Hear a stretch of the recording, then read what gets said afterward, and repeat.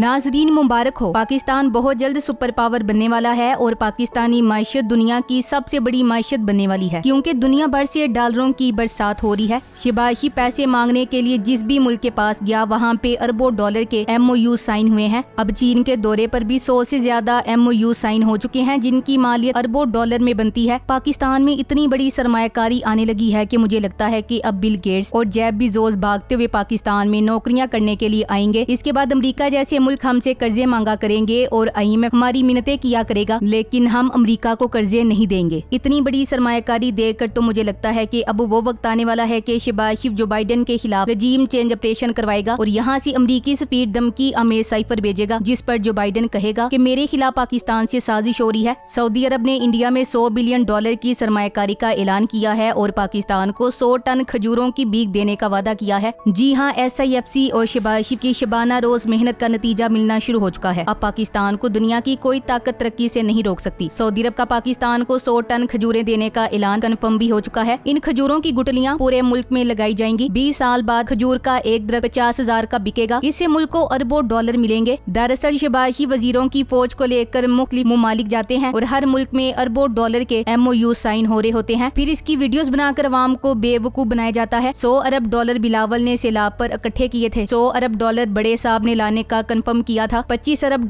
काकड़ ने कंफर्म किए थे। अब $400 अरब शहबाज ने कंफर्म कर दिए हैं। 2 साल में अल्हम्दुलिल्लाह $625 अरब इकट्ठा हो चुका है। बस याद नहीं आ रहा कहाँ रखा है। शहबाज तो सरमायाकारी ला रहे, बाकी पैसे किधर हैं? और फिर $1 अरब की खातिर कौम को इतना तंग क्यों किया जा रहा है? हर चंद साल बाद तकरीबन मुतअद्दिद मर्तबा सऊदी अरब और मुत्तहिदा अरब अमारात की जानिब से पाकिस्तान में अरबों डॉलर सरमायाकारी का ऐलान किया जाता है और बाकायदा दस्तखत भी करते हैं। लेकिन होश संभालने के बाद ताहाल इन दो मुल्कों की पाकिस्तान में एक पैसे की सरमायाकारी नहीं देखी है, बल्कि पाकिस्तानियों की इनके मुमालिक में वसी पैमाने पर सरमायाकारी हुई है, जिसका सबूत दुबई लीक्स में आने वाली पाकिस्तानियों की $20 अरब मालियत की जायदादें हैं। MOU का मतलब ये नहीं होता कि कोई मुल्क वाकई कई अरब डॉलर पाकिस्तान में सरमायाकारी करने लगा है। इसका ये मतलब होता है कि वो मुल्क सोच रहा है कि अगर 4 पैसे बनने का इम्कान हुआ तो मुमकिन है कि वो पाकिस्तान में कुछ सरमायाकारी कर दे, वरना किसी दूसरे मुल्क में ज्यादा मुनाफा है तो वहाँ कर दे। MOU किसी मुल्क को पाबंद नहीं करता कि वो इस पर अमल भी करेगा। ये वैसा ही है जैसे मैं सोच रही हूँ कि बिल्कुल नई गाड़ी लेना अच्छा रहेगा, हालांकि जेब में फूटी कोड़ी भी नहीं। ये जिस भी मुल्क में जाते हैं वो इन्हें MOU साइन करवा कर तरखा देते हैं और ये अवाम को बेवकूफ बना रहे होते हैं कि देखो हम अरबों डॉलर की सरमायाकारी ला रहे हैं। जब ये खुद अपने पैसे दूसरे मुल्कों में इन्वेस्ट करते हैं तो कोई दूसरा मुल्क पाकिस्तान के अंदर सरमायाकारी क्यों करेगा? दूसरे मुमालिक ये भी जानते हैं कि इस वक्त पाकिस्तान पर चोरों और लुटेरों की हुकूमत है। वो जानते हैं कि अगर वो पाकिस्तान में सरमायाकारी करेंगे तो ये लोग ये पैसा लूट कर बैरूने मुमालिक में अपनी सरमायाकारी करेंगे। लिहाजा वो पाकिस्तान में सरमायाकारी करने की बजाय ऐसी मार्केट में सरमायाकारी करते हैं जहां उन्हें सिक्योरिटी मिलती है, जहां कानून की बालादस्ती है, जहां उन्हें कोई ब्लैकमेल नहीं कर सकता, जहां उनकी कंपनियां महफूज हैं, जहां पर उन्हें ये डर नहीं होता कि उनकी कंपनियों के लोगों को दहशतगर्द मार सकते हैं, जहां उन्हें ये खदशा नहीं होता कि उनका पैसा डूब जाएगा। हर मुल्क की कंपनी ऐसे मुमालिक में सरमायाकारी करने के लिए राजी होती है जहां पर सियासी इस्तेहकाम हो। मुत्तहिदा अरब अमारात और सऊदी अरब की पाकिस्तान में सरमायाकारी करने के बार ऐलानात को जमा किया जाए तो अब तक 200-300 अरब डॉलर की सरमायाकारी तो बानी जाती है और कोई $25 अरब की सरमायाकारी के वादे बिलावल भुट्टो भी लाया था। सारे गैर मुल्कियां ने रजीम चेंज चोले दा चंगा तवा लाया होया पर इन्ना डफरा नु समझ कोई नहीं। यहाँ कौन सरमायाकारी करेगा जब खजाने पे चोर बैठे हों? एक साहब एक रेस्टोरेंट में खाना खाने गए। खाना इंतहाई बदमजा था। उसने वेटर से कहा कि अपने मैनेजर को बुलाए। वेटर ने जवाब दिया कि मैनेजर साहब इस वक्त नहीं आ सकते, वो साथ वाले रेस्टोरेंट में खाना खाने गए हैं। कुछ ऐसा ही हाथ हमारे हुक्मरान भी करने की कोशिश कर रहे हैं। दुनिया भर को दावत देते फिरे हैं कि हमारे मुल्क में आकर सरमायाकारी करो, सनतें लगाओ, यहाँ तुम्हारा काम बहुत अच्छा चलेगा। मगर खुद यही हुक्मरान दुबई, यूरोप, अमेरिका, ऑस्ट्रेलिया समेत सारी दुनिया में अरबों डॉलर की सरमायाकारी कर रहे हैं और अपने मुल्क में एक डेले की सरमायाकारी करने को भी तैयार नहीं। तो जब ये खुद ही अपने मुल्क में सरमायाकारी नहीं करते तो दूसरों को पागल समझ रखा है कि वो यहाँ आकर अरबों डॉलर की सरमायाकारी कर दें। वो लोग भी आपस में बैठकर हंसते तो होंगे कि ये पाकिस्तानी हुक्मरान किस डटाई से हमें बुद्धू बनाने की कोशिश करते रहते हैं। आखिर ये किसको बेवकूफ बनाने की कोशिश करते हैं, खुद को, अवाम को या सरमायाकारों को? एक गाँव का नकम्मा चौधरी तहसीलदार के पास गया और कहा कि हमारा गाँव बहुत गरीब है, हमारी मदद की जाए। तहसीलदार ने कहा कि आप इत्मीनान रखें, आपकी भरपूर मदद की जाएगी। कुछ दिन बाद तहसीलदार जब गाँव के करीब से गुजर रहा था तो आलीशान घर बने हुए, पक्की सड़कें, स्कूल, अस्पताल वगैरह देखकर कहने लगा कि ये कैसे गरीब हैं, कहीं सारे पटवारी तो नहीं? यही सूरत हाल यहाँ भी दरपेश है। अरब मुमालिक की जानिब से पाकिस्तान में सरमायाकारी करने की तवक्को की जा रही जारी है, जबकि अरब खित्ते में ही इनकी अरबों डॉलर की जायदादें मौजूद है। पाकिस्तान में अरबों डॉलर्स की सरमायाकारी लाने के लिए SIFC नामी एक कौंसल तश्कील दी गई थी और बिज्जू जैसे मुंह वाले पटवारियों के मुताबिक 100 अरब डॉलर्स तो बहरी जहाज में लोड भी हो चुके थे। बिज्जू जैसे मुंह वाले पटवारियों से पूछकर बताएं अब तक कितने अरब पाकिस्तान आ चुके हैं। वजारत खजाना की रिपोर्ट के मुताबिक SIFC के क़याम से अब तक 9 माह के दौरान प्राइवेट सेक्टर क्रेडिट में 54% कमी, तरक्याती अखराजात में 12% कमी, कारोबारी कंपनियों की रजिस्ट्रेशन में 1.2% कमी और बजट खसारे में 34.8% इजाफा हो गया, जबकि शोबा ज़राअत के लिए कर्जों में 30% इजाफा हुआ। वैसे कौम को तो वन विंडो ऑपरेशन की बरकत और अरब ममालिक की जानिब से 100 अरब डॉलर आने की खुशखबरी सुनाई गई थी। नून लीग का तरीका वारदात ये है कि वो डॉलर को मसनूई तौर पर रोकते हैं। वो समझते हैं कि डॉलर की कीमत कम रखने से सब ठीक हो जाता है, जैसे शतरमुर्ग अपना सा रेत में दबोच लेता है। लॉन्ग टर्म में ये सरमायाकारों और अवाम के ट्रस्ट डेफिसिट का सबब बनता है। शॉर्ट टर्म में चूंकि अब डॉलर की शरह को कंट्रोल करने के लिए बहुत ज्यादा पैसा लगा रहे हैं, इसलिए वो रकम भी जाया हो जाती है जिसे बेहतर तरीके से लगाया जा सकता था, तो मुल्क को शदीद नुकसान पहुंचता है। पिछले 1 साल से हमें बताया गया कि वो SIFC बन गई है और वादा किया गया था कि अरबों डॉलर की सरमायाकारी आएगी, ताहम पाकिस्तान में कोई सरमायाकारी नहीं आई। कारोबारी आसानियां ना होने, बुलंद शरह सूद और सिक्योरिटी मसाइल वो बुनियादी अवामिल हैं जो सरमायाकारी के ऐलानात और मुआहिदों को अमली शक्ल देने में मुश्किलात पैदा करते हैं। गवर्नेंस अच्छी ना होने और हुकूमती इदारों की अदम मुआवनत के बाइस सियासी क़यादत के सरमायाकारी के ये ऐलानात सिर्फ मुआहिदों तक ही महदूद रहे हैं। रजीम चेंज ऑपरेशन के बाद पाकिस्तान के खलीजी दोस्त मुल्कों के साथ रवाबित, माली इमदाद, ज़र मुबादला के ज़खायर मुस्तहकम रखने के लिए डिपॉजिट, उदार अदायगियों पर तेल की फ्राहमी तक रहे हैं, जो तवील सरमायाकारी की तरफ बढ़ी नहीं पाए। खलीजी दोस्त ममालिक रजीम चेंज ऑपरेशन के बाद से खराब माशी सूरत हाल को देखते हुए पाकिस्तान की माली मुआवनत करते रहे हैं, लेकिन माली मदद की गुंजाइश शायद अब खत्म हो गई है, क्योंकि 8 फरवरी के बाद बनने वाली हुकूमत की साख ही खत्म हो चुकी है। जाली हुकूमत की जानिब से माली इमदाद की तमाम कोशिशें नाकाम हुई हैं। इसी वजह से अब माली मुआवनत की बजाय सिर्फ सरमायाकारी पर बात हो रही है, लेकिन वो पाकिस्तान में किसी बड़ी सरमायाकारी के लिए पुर उम्मीद नहीं है, क्योंकि इनके बकौल खित्ते की सूरत हाल और पाकिस्तान में सियासी अदम इस्तेहकाम इसकी बड़ी वजह है। इस जाली हुकूमत ने सरमायाकारी तो लानी नहीं, मुल्क को तबाही की जानिब धकेला है और मुसलसल अवाम का बुरा हाल हो रहा है। पाकिस्तान के लिए असल सिक्योरिटी रिस्क एनर्जी सेक्टर है। बावजूद ये कि अंधाधुंध कीमतें बढ़ाई जा रही हैं। गैस बिजली का गर्दिशी कर्जा 5000 अरब हो गया है। बिजली की फी यूनिट कीमत जुलाई में 85 रुपए तक होगी। इन कीमतों पर रिहायशी, कारोबारी और सनती जिंदगी नहीं चल सकती। चीनी IPPs को अदायगियां नहीं हो रही। चीन नाराज है। तेल, गैस, कोयले की कीमतें बढ़ेंगी, बिजली और महंगी होगी। 42,000 मेगावाट के प्लांट हैं और डिमांड कम होकर 24,000 मेगावाट तक गिर गई है, जिसके नतीजे में 1 यूनिट की कीमत में बिजली बनाने की लागत 30% और कैपेसिटी पेमेंट 70% हो चुकी है। लोग धड़ाधड़ घर और कारखाने सोलर पे शिफ्ट कर रहे हैं, जिससे कैपेसिटी पेमेंट और बढ़ेगी। इमरान दौर में मकामी पावर प्लांट से मुज़ाकरात के जरिए बिजली की कीमत डॉलर का रेट तय किया गया, जिससे बिजली की कीमत किसी हद तक कंट्रोल हुई, मगर अब दर्जनों पावर प्लांट्स बशमूल CPEC प्लांट्स डॉलर के मौजूदा रेट पर चार्ज कर रहे हैं, कैपेसिटी पेमेंट अलग वसूल कर रहे हैं। पिछले 2 साल में इस हवाले से हुकूमत ने कोई मुज़ाकरात नहीं किए, न ही बिजली की खपत बढ़ाने के लिए कोई पैकेज दिया है। याद रहे, हमाद अजहर ने बतौर वजीर बिजली एक सनती पैकेज दिया था, जिससे बिजली की खपत बढ़ी और मजमूई लागत कम हुई। बिजली की लागत में एक जुज पावर प्लांट्स के बैंक कर्जे भी हैं, जिनकी वसूली सार्फिन से पहले 10 साल में की जाती है। सिर्फ उस जुज को अगर 20 साल फैला दिया जाए तो कीमत कम हो सकती है। Thanks for watching. Allah Hafiz.